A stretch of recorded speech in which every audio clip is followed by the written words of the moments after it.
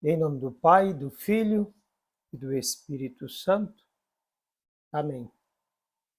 Que o Divino Espírito Santo nos ilumine, nos proteja e nos conduza a um verdadeiro aprofundamento naquilo que é próprio de Deus.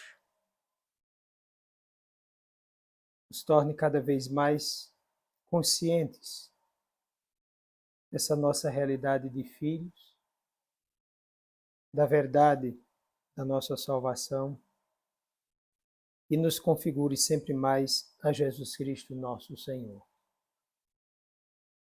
Mãe de Deus, socorrei-nos. Santo Atanásio, rogai por nós. São José, rogai por nós. Santo Hilário de Poitiers, rogai por nós. Louvado seja nosso Senhor Jesus Cristo, para sempre seja louvado. Pois bem, vamos aprofundar hoje um pouco sobre Hilário de Poitiers, que morreu em 367. Aqui nessa obra de Bernard Sesboué, O Deus da Salvação, nós temos já algumas informações importantes. Foi somente depois da morte de Constantino, em 337, que o Ocidente começou realmente a prestar atenção à controvérsia ariana. 337 também já estava no auge a parte de ação contrária à posição de Ário por parte de Santo Atanásio e já tantos outros. De algum modo, Hilário de Poitiers vai ser chamado de o Atanásio do Ocidente, mas é claro que ele também tem a sua contribuição fundamental no entendimento do mistério da Santíssima Trindade. Depois de Constantino, os filhos assumem, Constantino, filho, e Constâncio, Constâncio e Constante, na verdade. Constante, como deixava os bispos em liberdade,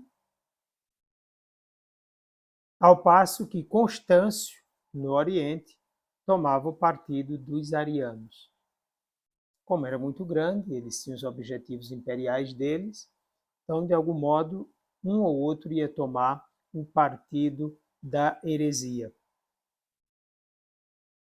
A vinda de bispos exilados do Oriente, a morte de Constante e a unificação do Império sob Constâncio modificaram a situação doutrinal e política, que aí Constâncio vai assumir o Império. E aí a mentalidade dele, o interesse dele pelo arianismo, vai prejudicar os bispos ortodoxos, né, da verdadeira doutrina. E aí Constâncio ele queria unificar o império em torno do arianismo, quer dizer, utilizar o arianismo para que houvesse a unificação do império. É o jogo político. Então vai querer a parte religiosa como esse instrumento de possibilidade de unificação. Mas veja que já por esse objetivo a coisa não anda muito, porque ele vai escolher justamente a heresia para tentar unificar algo que já tem como princípio a divisão. Então isso não dará certo. Ele intervém estimulando diversos concílios no Ocidente. Já os bispos recalcitrantes foram, por sua vez, exilados. E entre os bispos exilados, quer dizer, dos bispos ortodoxos, nós temos Hilário de Poitiers, eleito bispo de Poitiers por volta de 350, enviado à Frígia, na Ásia Menor, em 356. Passa 4 anos no exílio. Completa sua formação doutrinal inicia nos escritos nas problemáticas do Oriente. E 2 pontos importantes vão fazer parte da sua reflexão. O mistério trinitário, que era ameaçado de 2 lados, não somente do lado propriamente ariano, mas também do monarquismo sabeliano. De um lado, o entendimento das 3 pessoas, mas as 3 pessoas não sendo da mesma substância, no caso de Ario, ou então uma pessoa só, no caso de Sabélio. Então, um perigo ao qual Hilário se tornou particularmente sensível. Então, ele procura responder nesse momento. Escreveu, então, seu grande tratado sobre a Trindade. Por volta de 360, é autorizado a regressar à Gália, onde é acolhido triunfalmente. E preside um concílio reunido em 361, em Paris, cujas decisões doutrinais foram moderadas. Sua obra maior sobre a Trindade, repartida em 12 livros nascidos de projetos sucessivos, é que vai constituir a soma de argumentos ou as argumentações bíblicas e teológicas. Vai falar sobre a verdadeira divindade do Filho, vai refutar em seguida as impiedades de Ario, a partir da profissão de fé que este último enviara a Alexandre de Alexandria, que Hilário traduz para o latim. Pois bem, ele vai dar ênfase a esse grande mistério. E alguns pontos nós vamos destacar aqui de Hilário. Lembrando que esses bispos ortodoxos, por causa da ação de Constâncio voltado mais para o arianismo, então esses vão ser exilados.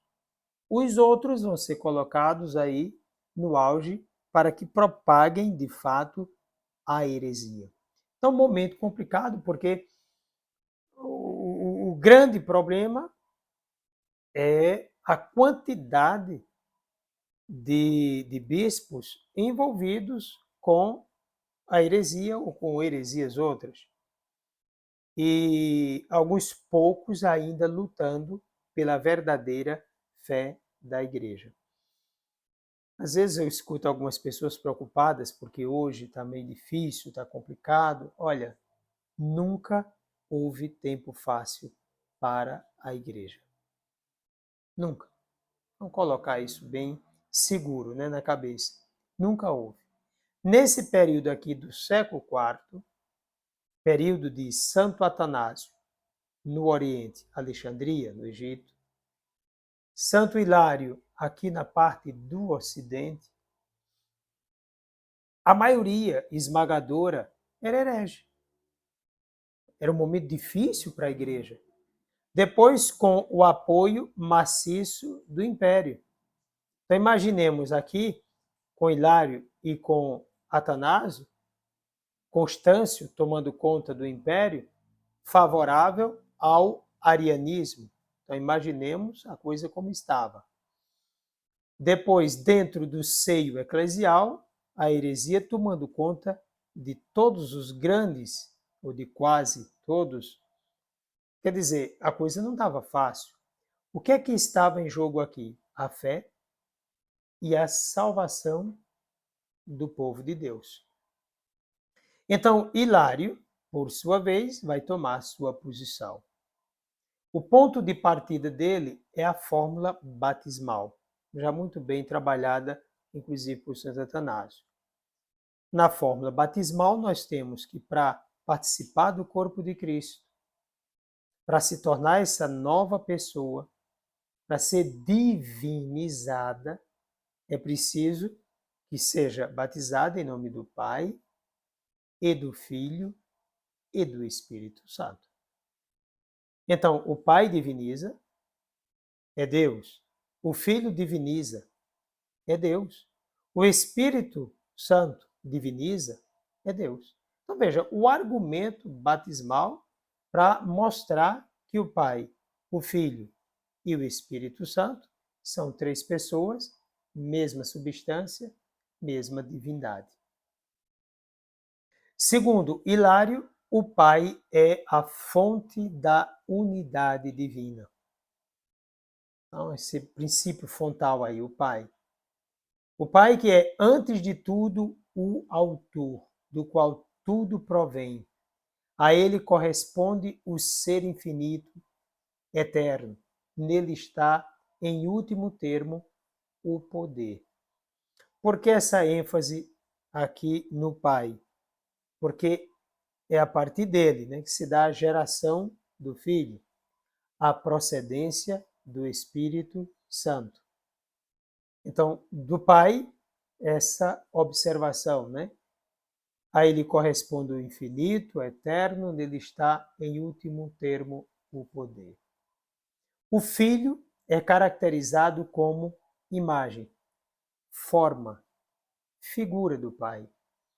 É a revelação perfeita do Pai.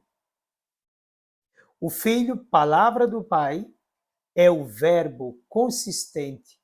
Não é um flatus votis, não é um sopro de voz. Não, não é um sopro de voz. É real.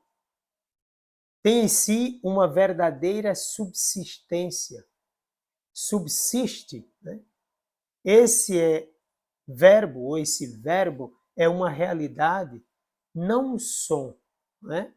Repito, não é um flatus votis, uma substância. Ele é uma substância, não uma simples expressão. É Deus, não vazio. Mais uma vez, esse verbo é uma realidade, uma substância, é Deus. Ele não é som, não é uma simples expressão, não é um vazio.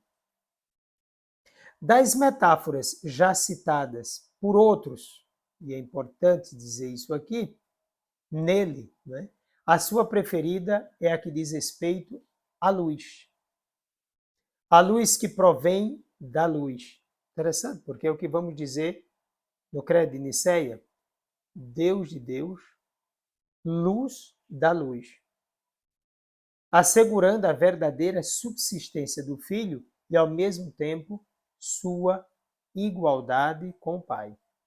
Então, ele não vai usar aquela do sol, por exemplo, do rio, mas sim essa da luz, para ele a mais adequada.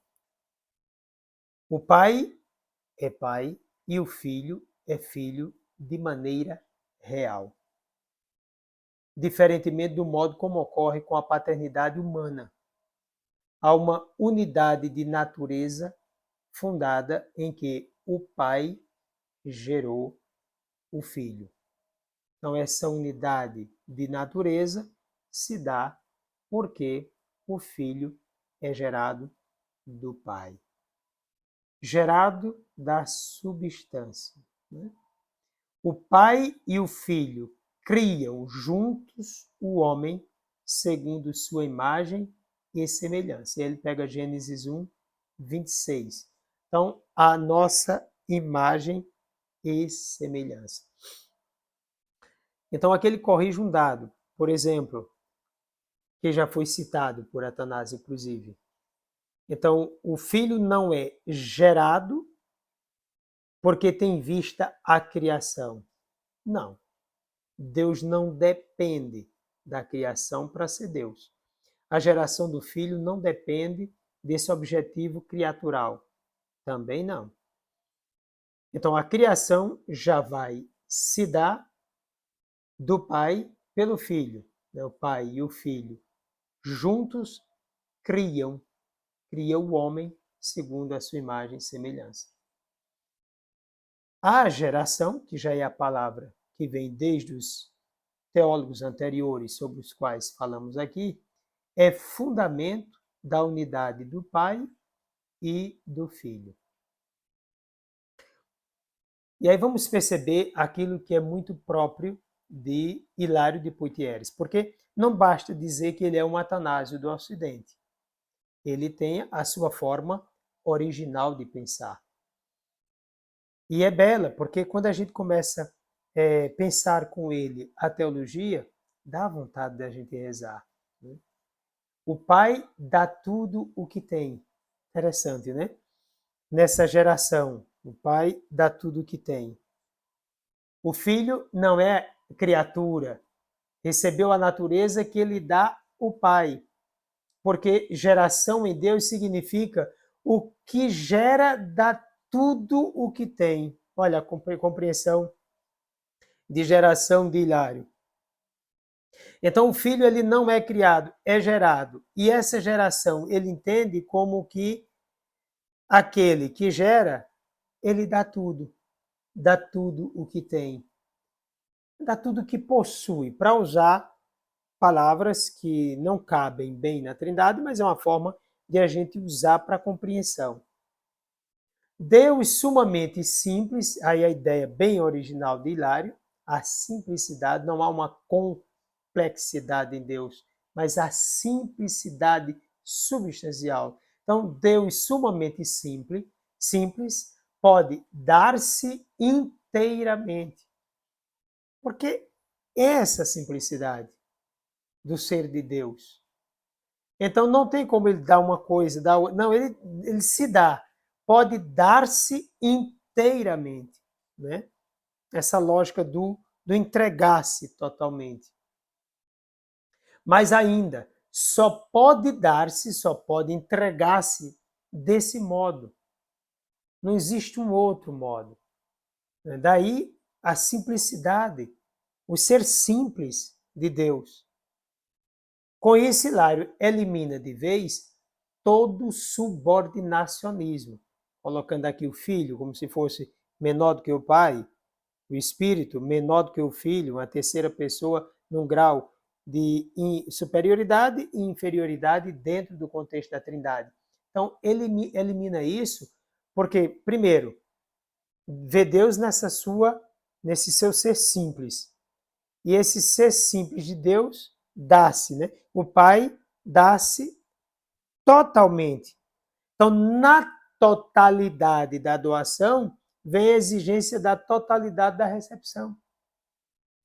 Então, é o ser todo que se doa. Então, por isso que não se pode pensar em algo menor, porque é a totalidade aqui da entrega. Deus completamente simples é por isso mesmo inteiramente Pai, não um pedaço, como nós, né? Aqui na nossa realidade humana.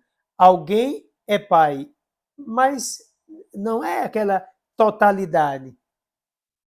É pai em tudo o que é, em tudo o que é. Tudo é doação. O pai é assim, capacidade infinita de comunicação, capacidade infinita de amor.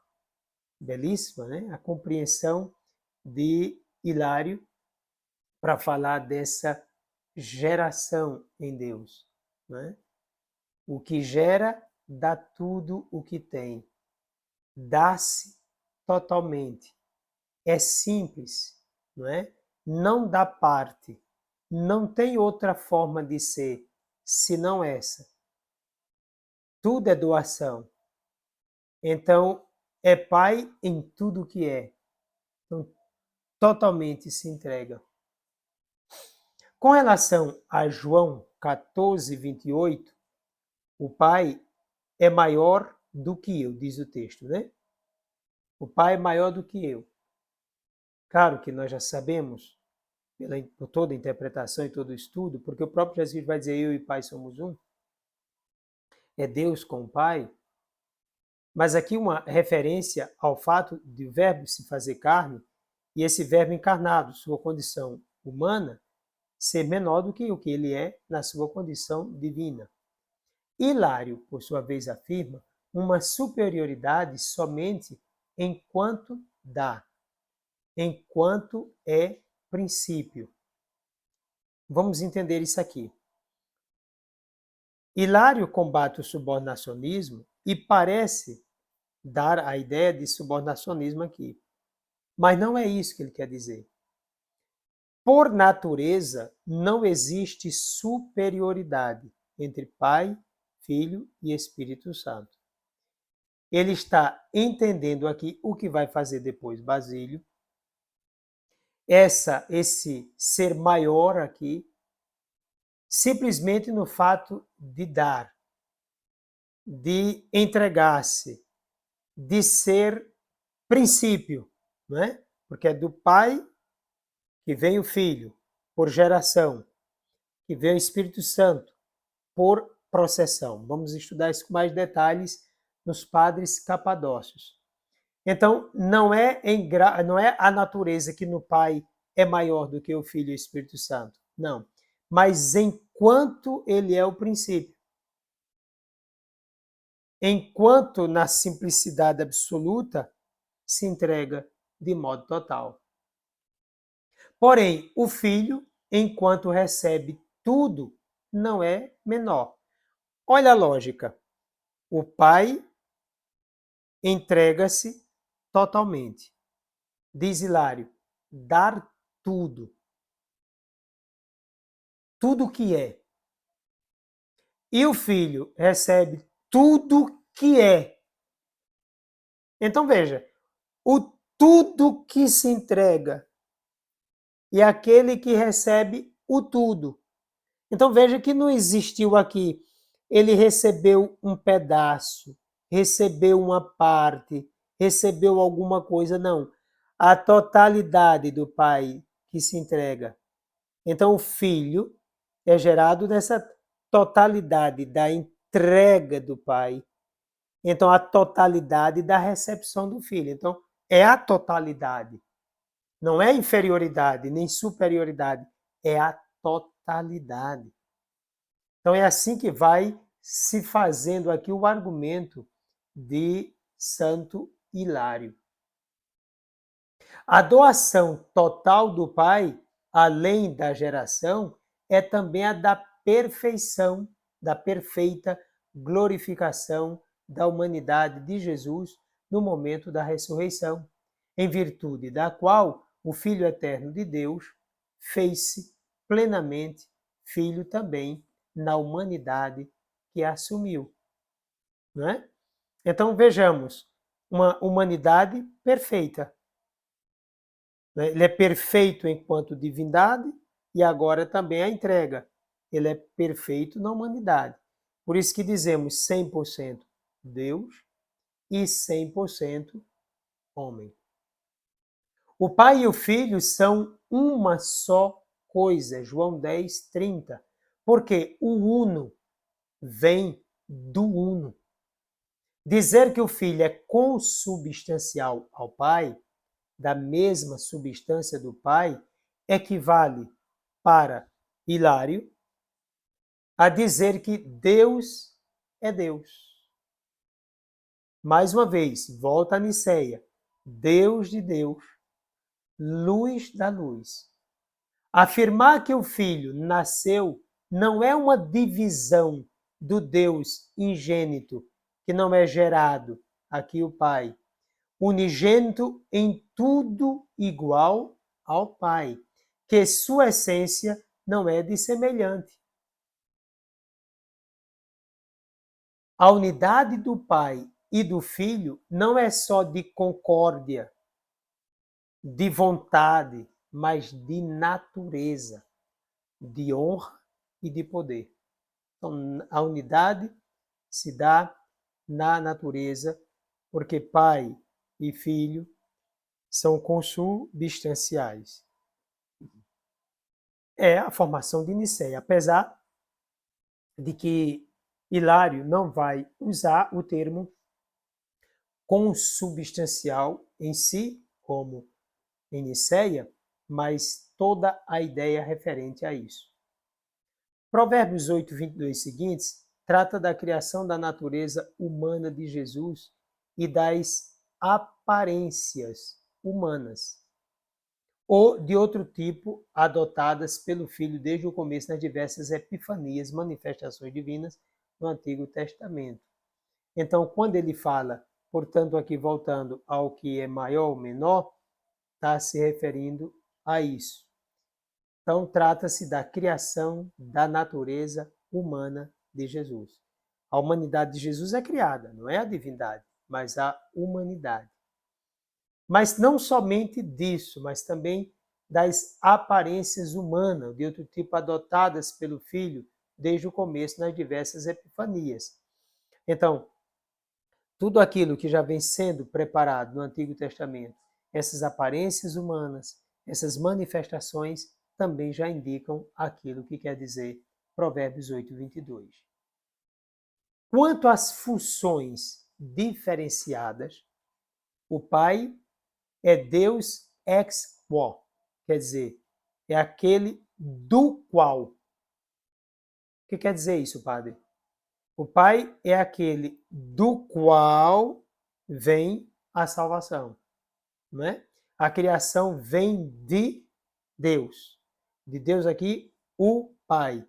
E o Filho é Deus per quem, é aquele pelo qual, é aquele por quem. Então, do Pai, pelo Filho. No caso, o Espírito Santo, quem vai desenvolver bem depois é Basílio, a gente vai estudar aqui essas preposições, é aquele no qual. Então, a criação vem do Pai, por meio do Filho, no Espírito Santo. A salvação também. Então veja que essa lógica já está presente em Hilário. A salvação vem do Pai, é um querido Pai, que se realiza através do Filho no Espírito Santo.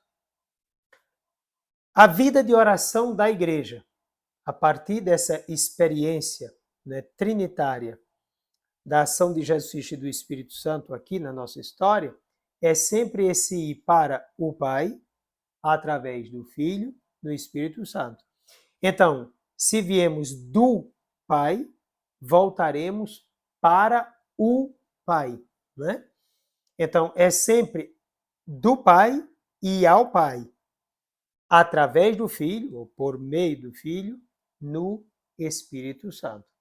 Se observarmos toda oração eucarística é assim, né? Sempre ao Pai, pelo Filho, no Espírito. O Espírito Santo é dom, antes de qualquer coisa, aqui para Hilário. Está unido ao Pai e ao Filho na confissão, e que é Deus e não criatura. E como comecei afirmando que o ponto de partida é batismal, então lá nós encontramos batizai em nome do Pai e do Filho e do Espírito Santo.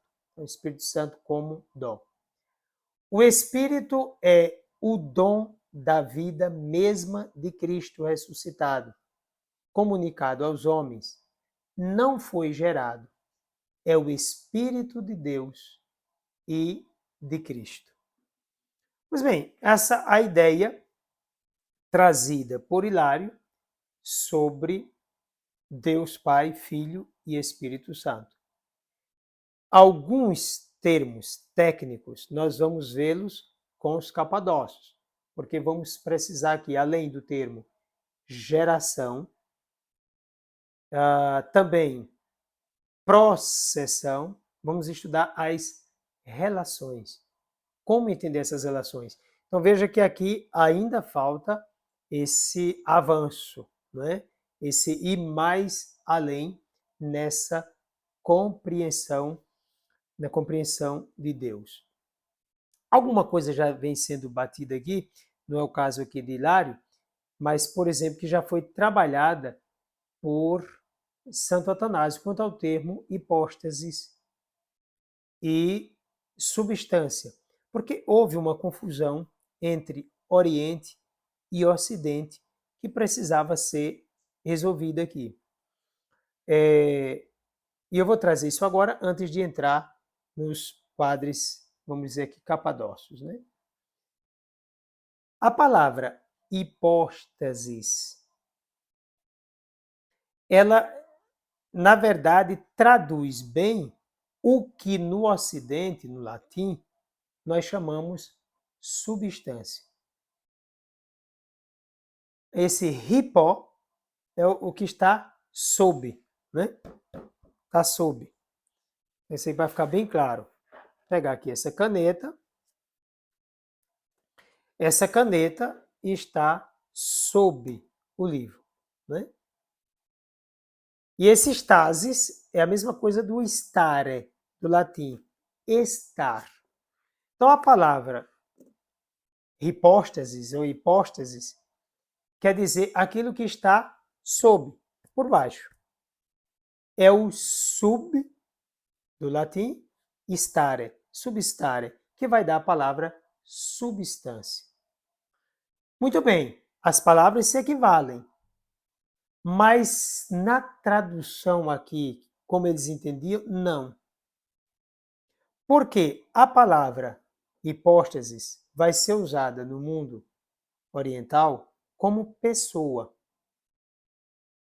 E a palavra substância vai ser traduzida por aquilo que é um só em Deus, que é a substância, a natureza, a essência.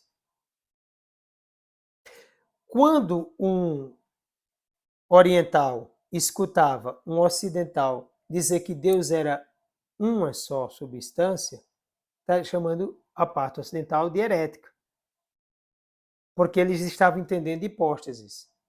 E para eles, Deus é três hipóstases. No entanto, o Ocidente estava falando a verdade. Quando no Oriente se dizia três hipóstases, aí o Ocidente dizia herege. Porque hipóstase é o equivalente à substância, então chamando Deus de três substâncias, então seria um triteísmo. Então veja, lá acusava o Ocidente de modalismo, porque você está chamando aqui uma só substância, então seriam três modos: modo de Pai, de Filho e de Espírito Santo. E a parte do Ocidente chamava de triteísta, porque dizia três substâncias, então seriam três deuses. Então é para a confusão.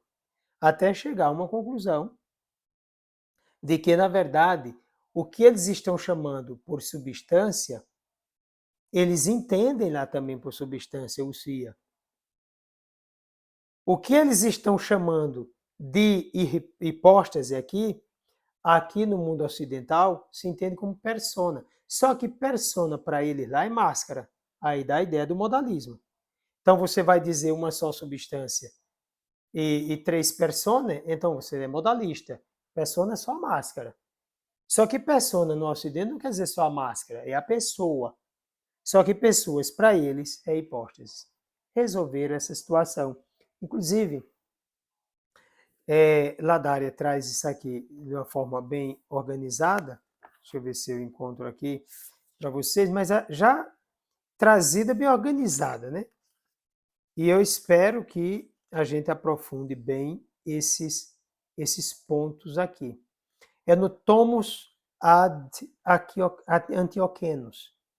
Interveio decisivamente Atanásio, aqui neste momento, na carta sinodal, para resolver justamente esse problema. Em 361 mesmo, o concílio de Paris tinha falado da legitimidade do uso do homoousios, eliminando o sentido sabeliano. Em 362, Atanásio encontra-se de novo em sua sede de Alexandria. Um concílio, nesse mesmo ano, passou para a história pela carta sinodal conhecida como Tomos ad Antioquenos, em cuja redação interveio decisivamente aqui Atanásio. Então, e aqui vai dizer, na Trindade não há somente três nomes, mas três realmente existentes e subsistentes. São três pessoas. No ano 363, aí vem outra complicação, porque aí os seguidores de Ario vão trazer aqui a palavra homoiúcios, vão colocar um i para atrapalhar as coisas, e eles que vai resolver a situação. Depois vem o tema do espírito, coloca-se devido à doutrina de Macedônio, que foi expulso de Constantinopla, que afirmava que o Espírito Santo era servidor de Deus, era apenas um anjo aí superior e não homoúcios, etc.